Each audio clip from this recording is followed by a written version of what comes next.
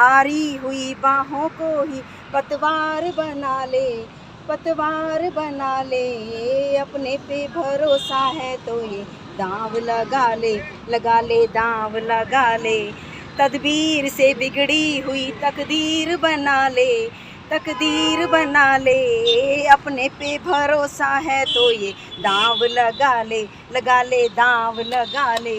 पता है कि आज हम ये रोष प्रदर्शन के लिए यहाँ इकट्ठे हुए, तो बड़ी ही मतलब निंदनीय घटना है कि जींद के लोचब गांव में कि बाबा साहब की जो विचारधारा है उसी को हमने ध्यान में रख के आगे बढ़ना चाहिए, क्योंकि बाबा साहब ने कहा था कि शिक्षित बनो, संगठित रहो और संघर्ष करो। जय भीम, जय जय जय जय जय भीम, जय भीम, जय भीम। यही ललकार है जिससे आज के टाइम पे जो डर बैठा हुआ है लोगों के अंदर, यही जय भीम की ललकार, और इसी को हमने कायम रखना है। जो काशी राम जी ने नेता पैदा करे हैं, जो ये सोच पैदा करी है, आज चलो कहीं भटक भी गए हैं कहीं पार्टी में, पर अगर वो कहीं खड़ते हैं तो वो बात वही करते हैं जो उनकी सोच है, और बहुत बढ़िया बात करते हैं मैक्सिमम। तो हम यही चाहते हैं कि जो समाज इस टाइम पे इकट्ठा होना चाहिए। देखो हमारा संघर्ष कभी खाली नहीं गया। हेमंत भाई की बात बिल्कुल ठीक है, संघर्ष कभी खाली नहीं जाते। प्रिंस के साथ जो कांड हुआ, हमने वहाँ संघर्ष किया, उसको बाइज्जत बरी कर दिया गया था। क्या नाम था उसका, कौन सा सिंह था वो, छतर सिंह, जो वो टीचर था उसका, प्रिंस का, जिसको लड़के को मारा था, हाँ छैल सिंह, उसको हमने सजा दिलवाई। पूरे मतलब कि इनके जितना समाज था सब ने जोर लगा लिया था उसको बरी कराने के लिए, पर अब भी वो जेल में पड़ा है। दूसरा संघर्ष हमने किया, चंद्रशेखर आजाद को गोली लगी थी, उसको Y+ सिक्योरिटी मिल चुकी है, ठीक है। 6 कमांडो और 5 पुलिस वाले, 11 की टीम मिल चुकी है उसे। वो भी हमारे संघर्ष के कारण ही हुआ, हम सब इकट्ठे हुए थे। तो जो ये आज मुद्दा है, ये आज का नहीं है, ये पहले से चला रहा है मुद्दा, और इसके लिए हमें इकट्ठा होना बहुत ज़रूरी है। 2 अप्रैल को हमारी ताकत देख चुकी है, 2 अप्रैल को जो हमने ताकत दिखाई थी, और ऐसे ही ताकत दिखाकर हमें एक कानून बनवाना पड़ेगा। जो मेन बात है कि अगर बाबा साहेब की उंगली भी किसी ने टच कर दी ना, तो एक ऐसा कानून बने कि बस उसकी पीढ़ियां भी जेल में जाए अगली। जो मेन बात है उसी के लिए संघर्ष करना है हमारी, जो मेन बात है। जिसके मन में कोई भी मुटाव है, देखो जब समाज इकट्ठा होता है वहाँ ऐसी बात ना करो। किसी से कोई पर्सनल बात है तो अपना जैसे मर्जी कर लो, ठीक है जी। बात मेन बात, वैसे तो इकट्ठा होता नहीं समाज, हमारा समाज सिर्फ 2 जगह इकट्ठा होता है, या तो कोई मर गया हो या फिर पार्टी चल रही हो। तो बहुत मुश्किलों से लोग इकट्ठे होते हैं। तो ये एक मैं कहता हूँ बहुत गोल्डन टाइम पीरियड है, इस चीज़ को सभी यूटिलाइज करो बढ़िया तरीके से। और हमारा जो मेन मुद्दा है आज का वो यही है कि जो बाबा साहेब की प्रतिमाएं तोड़ी जा रही हैं, कुछ जा रही हैं, हम सबको दिखता है। पहले भी, आज की बात नहीं है कोई नहीं कि जला दी गई है, पहले ही बहुत तोड़ी गई है। यहाँ भी गांव में तोड़ी गई है, कभी इधर तोड़ी गई है। देखो जी हमारे यहाँ नहीं तोड़ी थी, पत्थर तोड़ दिया था, ये इसका मुंह काला कर दिया था बाबा साहेब का। जब हमारे घर के अंदर ही काम हो रहे हैं, बाहर की तो बत्तियाँ लगे। कोई सख्त कानून नहीं है ना इसके खिलाफ, कोई कानून ही नहीं है इसके खिलाफ। आते हैं देखते हैं पुलिस वाले लिख के, कोई दिक्कत नहीं जी, वो फाइल बंद करके ऐसी पड़ी रहती है। तो मेन बात यही है जी, कल अगर हम ज्ञापन दें तो हम कानून बनने की मांग करें। हमारे 2 प्रोग्राम पंचकुला के अंदर 14 अप्रैल को थे, एक चौक पे था और एक भवन में था, और दोनों ही जगह सारी कुर्सियां भरी हुई थी। पर संघर्ष के टाइम कहाँ हैं वो लोग? यहाँ पे जब नारे लगाने हैं तो कहाँ हैं वो? ये चौक भी खाली पड़ा है तो क्यों नहीं आते? और वहाँ पे जो हमारी स्टेज पे बैठने के लिए उतारू होते हैं कि भाई हमें स्टेज भी दे दो, हमें माइक भी दे दो, पर जब यहाँ हम सारी चीज़ें, हम स्टेज भी दे रहे, हम माइक भी दे रहे, और फिर यहाँ नहीं आते, ऐसे लोगों को हमें देखना चाहिए, हमें स्टेज नहीं देनी चाहिए। चाहे वो अपने कोई IAS हो, चाहे कोई IPS रिटायर हो, चाहे कोई मंत्री हो, क्योंकि जो संघर्ष के टाइम आएगा वही हमारा अपना है, और लड्डू खाने तो सारे ही आ जाएंगे। यहाँ मैं परसों देख रहा था, हमारे कुछ मेरे दोस्त हैं वो अदर कास्ट में, जाट में भी, ब्राह्मण में भी, वो पूरा बढ़ चढ़ के भाग ले रहे थे, पर आज नहीं है। और हमने मैसेज भी दिया था, अगर वो आज नहीं है तो वो हमारे साथ हो ही नहीं सकते कभी। तो हमें इस चीज़ का भी ध्यान रखना चाहिए, और जो DGP को हमने इस मामले में मिलना चाहिए, और उनको एक्शन के लिए बोलना चाहिए और जींद का स्पेशल उनको जिक्र करना चाहिए, फेडरेशन की तरफ से जाना चाहिए कि भी जींद जिले में ज़्यादा घटनाएं हो रही हैं, कृपया उस पर एसपी को संज्ञान में ले आ जाए। और सबसे बड़ी बात अभी हम बात कर रहे थे कि हमारे समाज का ये एक घिनौना सत्य है कि हम संगठित नहीं हैं। हम छोटे छोटे भागों में बटे हुए हैं।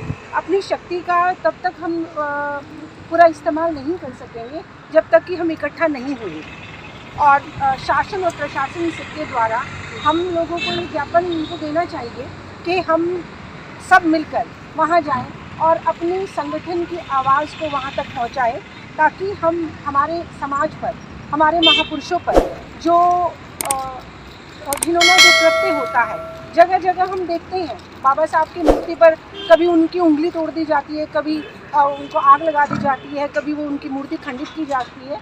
अभी एक वक्ता कह रहे थे ना कि ये बाबा साहब का प्रताप है कि उनकी मूर्ति से ही लोगों को इतना डर लग रहा है। विश्व में शायद ही ऐसा कोई देश हो जहाँ पर बाबा साहब की पूजा ना की जाती हो या उनके मानने वाले ना हो, क्योंकि उन्होंने अपने ज्ञान के माध्यम से इस तरह का एक आलोक पूरे विश्व में फैलाया है। और हमारे ही देश में उनकी इतनी दुर्गति हो जाती है तो ये हम लोगों के लिए भी बहुत बड़ा एक विषय है सोचने का। ये पूरा महीना है जो 14 अप्रैल का, ये अप्रैल का महीना है, ये पूरा ही हम बहुजन समाज के लोगों के लिए खुशियों भरा महीना होता है। इसमें हम सभी अपने सभी दुख तकलीफ़ों को भूल करके बाबा साहब के जन्मदिन, महापुरुषों के जन्मदिन को मनाते हैं, ताकि समाज में एक भाईचारे का और उन्होंने जो समाज के लिए संघर्ष किया उनके प्रति थोड़ा सा हम थैंक यू बोल सकें।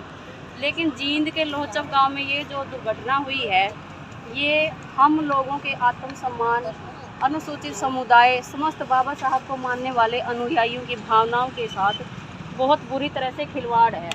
इस पर हम सभी को निश्चित रूप से एक्शन लेना चाहिए। मुझे नहीं पता अभी वहाँ कोई कार्रवाई हुई है या नहीं हुई है, लेकिन अगर अभी तक कार्रवाई नहीं हुई है तो ये जो वर्तमान सरकार है बीजेपी, उसके लिए और भी शर्म की बात है। और हम सभी को कम से कम इस बार तो आंखें खोल के देख लेना चाहिए कि जिनका नाम लेते हैं हम, जिनकी बदौलत हमारा वजूद है, उनकी मूर्तियों का ये हश्र किया जाता है, इस समाज में सरेआम किया जाता है और इतने दिनों तक उनके ऊपर कोई कार्रवाई नहीं की जाती। तो ये किस तरह की जो मनुवादी सरकारें हैं, वो चाहती ही नहीं कि बाबा साहब के जो परिवार है, जो समाज है, वो आगे बढ़े, उनको हक अधिकार मिले। ये सीधे तौर पर इस महीने में हम लोगों को इन्होंने दिखा दिया है। और उससे पहले भी जो सरकारें रही हैं, आज तक मूर्तियाँ पोत दी जाती है, कहीं कुछ कर दिया जाता है। हम लोगों के मान सम्मान के साथ सरेआम मनुवादी लोगों के द्वारा खिलवाड़ किया जाता है। समय समय पर सरकारें आती हैं, जाती हैं, लेकिन आज तक कोई भी पुख्ता इंतजाम क्यों नहीं हुआ इस चीज़ के लिए। इससे साफ जाहिर होता है आज तक की जो सरकारें रही हैं वो इस समाज के खिलाफ हैं, उनकी भावनाओं से उनको कोई लेना देना नहीं है। तो आप सभी से सीधे सीधे अपील करूंगी कि 2024 में मौका है आपके सामने, ऐसे लोगों की पहचान करनी है और समाज से उनको खदेड़ने का, इस देश से खदेड़ने का काम आप लोगों ने करना है। यही सच्चे मायनों में बाबा साहब को श्रद्धांजलि हो सकती है और यही उन लोगों को मुंह तोड़ जवाब हो सकता है। क्योंकि आज अगर हम 2-4 लोगों पर कंप्लेंट करा भी देंगे तो फिर थोड़े दिन बाद फिर यही दुर्घटना होगी। सिर्फ एक जींद जिले में नहीं, कई जगह ये इस तरह की दुर्घटनाएं आती हैं। बार बार क्यों इसी समाज के मान सम्मान को ठेस पहुंचाई जाती है? ये सवाल आप लोगों के बीच में छोड़ रही हूँ। चिंतन करिए, मनन करिए और 2024 में कुछ ऐसा करिए कि आप लोगों के साथ जो ये अत्याचार होने, भावनाओं के साथ खिलवाड़ है, उस पर आगे से इस तरह का काम ना हो, उस पर काम आप अखबारों के माध्यम से ही पता लगा है, मैसेज के माध्यम से पता लगा कि जींद जिला में एक लोचप गांव है, वहां पे बाबा साहब की मूर्ति लगाई गई थी और उस मूर्ति का 14 अप्रैल को अनावरण किया जाना था। परंतु जो शरारती टाइप के तत्व होते हैं, जो इस चीज़ को नहीं समझते कि भाई ऐसा करने से समाज के लोगों के दिलों पर क्या प्रभाव पड़ेगा और समाज में इस घटना का क्या अंजाम होगा, वो इन चीज़ों से अनभिज्ञ होकर अपने काम में लगे रहते हैं। और उन्होंने रात को उस मूर्ति में आग लगा दी, जिससे मूर्ति भी खंडित हुई है। ये बहुत ही निंदनीय घटना थी, कुकृत्य था। इसके लिए हम सब ने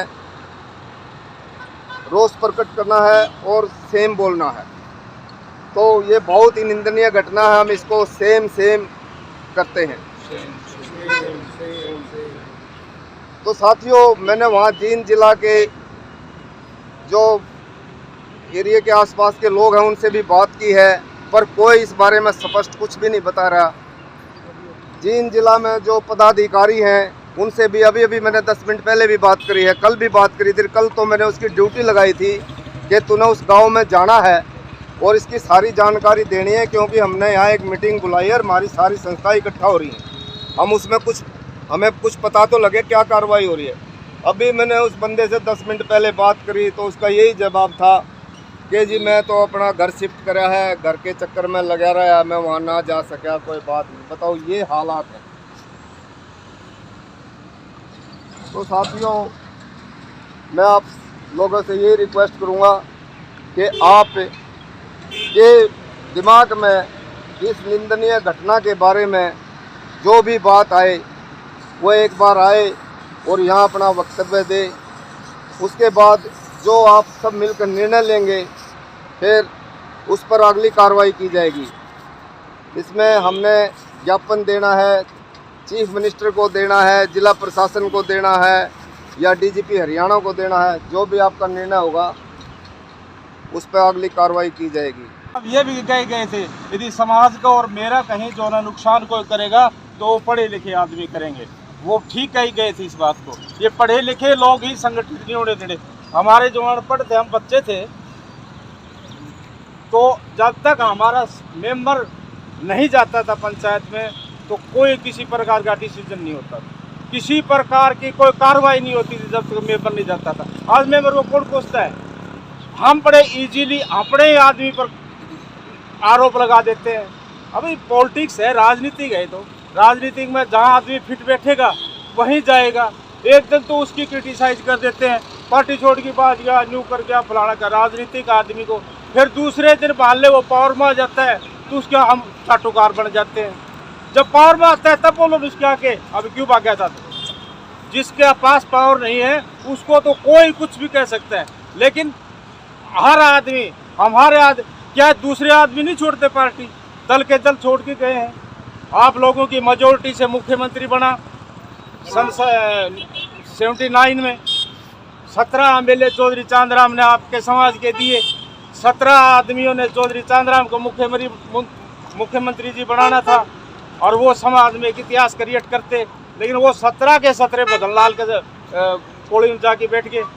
और वो बदनलाल ने आपको एक भी करके ऐसा हथियार दे दिया, उसमें आपके सामने वो जितनी सब आए हैं वो रीजन है, वो कारण है, वो रीजन है। तो जब आप जो है चौधरी चांदराम के 17 के 17 उसने पता नहीं कितनी क्रिटिसाइजेशन करनी पड़ी, टिकट जो है ना हमारी कम्युनिटी को दी और उसका उसने पूरी जिंदगी रिजल्ट को क्या किसी चमार ने जाके संभाला उसको। चौधरी चांदराम क्या है, चौधरी कृपाराम पूनिया जी क्या है, संभाला है किसी को? नहीं। दूसरे में क्रिटिसाइज करना बंद करिए और अपने समाज के हित की बात करो, इकट्ठा हो और अपने आप भी त्याग करो। ये नहीं है भाई अपने आप चौधरी बन के बैठ जाओ, त्याग करना पड़ेगा। और कोई गलती हो तो माफ़ी चाहता हूँ। मैंने जो स्पष्ट बात करी है इसके लिए कहीं भी किसी आदमी को ठेस पहुंची हो मैं वापस चाहता हूँ। सभी को धन्यवाद। हरियाणा की और उन सभाओं ने ये निर्णय लिया था कि भाई जिस भी डिस्ट्रिक्ट में या गांव में जो भी घटना होगी समाज के प्रति उसकी जिम्मेवारी डिस्ट्रिक्ट लेवल की सभा की होगी। वो डिस्ट्रिक्ट लेवल की सभा उस मामले को अपने आप निपटा लेगी। अगर उस डिस्ट्रिक्ट लेवल की सभा से भी वो मामला नहीं निपटता तो एक डिविजनल लेवल की संस्था है हमारी, उसके वाइस प्रेसिडेंट है 6। ये फेडरेशन 6 डिवीज़न में बटा हुआ है। ये नहीं है कि भाई पंचकुला में ये फेडरेशन बन गया, ये 6 डिवीज़न है फेडरेशन के। फिर जिस डिवीज़न में जो डिस्ट्रिक्ट आता है या जो गांव आता है वहाँ का वाइस चेयरमैन अपने हिसाब से उसमें कार्रवाई करेगा। अगर उसके बस की भी बात नहीं है, वहाँ भी मामला नहीं काबू आता, तब वो फेडरेशन को अप्रोच करेगा और फिर फेडरेशन स्टेट लेवल की जो भी काम है उसके बारे में काम करेगी। धन्यवाद कटारिया साहब का, आपने ये बताया कि भाई आप लोगों को वहाँ जाना चाहिए। तो इसके बारे में मैं ये भी बताऊंगा, ना तो डिस्ट्रिक्ट लेवल वालों ने हमें इस बारे में कोई सूचना दी है और ना ही डिवीज़न लेवल पे किसी ने ये सूचना दी है। तो क्या हम ये समझें कि भाई ये मामला निमट गया है? अभी हम बिल्कुल अनभिज्ञ हैं इस बारे में। पर ये जो घटना हुई है इसके लिए हमारा रोष प्रकट करना बहुत ज़रूरी था और आपके संज्ञान में मामला लाना था। तो इसलिए हमने ये मीटिंग बुलाई है। इसमें कटारे साहब ने अपने विचार दिए हैं, तो और भी जो साथी इसमें अपने विचार देना चाहते हैं, प्रधान जी आइए। हाँ।